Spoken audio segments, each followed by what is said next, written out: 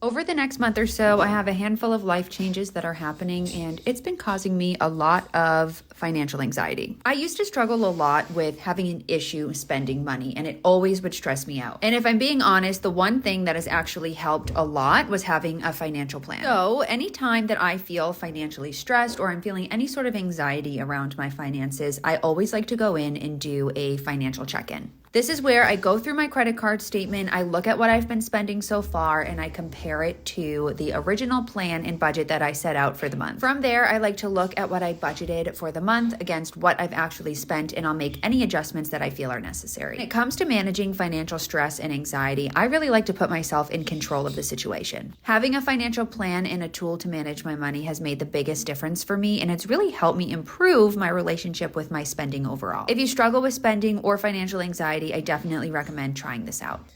Yeah, this actually makes a lot of sense. For a lot of people, having a plan actually does make them feel much calmer. And at the same time, when anxiety is more intense or OCD is involved, this can actually morph into something much bigger. It stops being about organization and just turns into finding relief.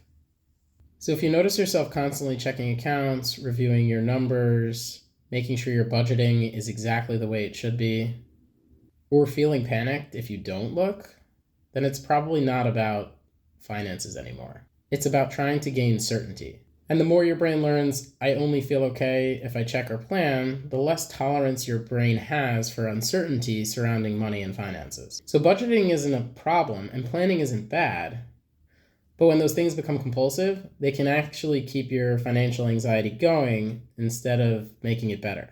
A lot of the work here then becomes about setting limits and practicing learning to live with some financial uncertainty on purpose.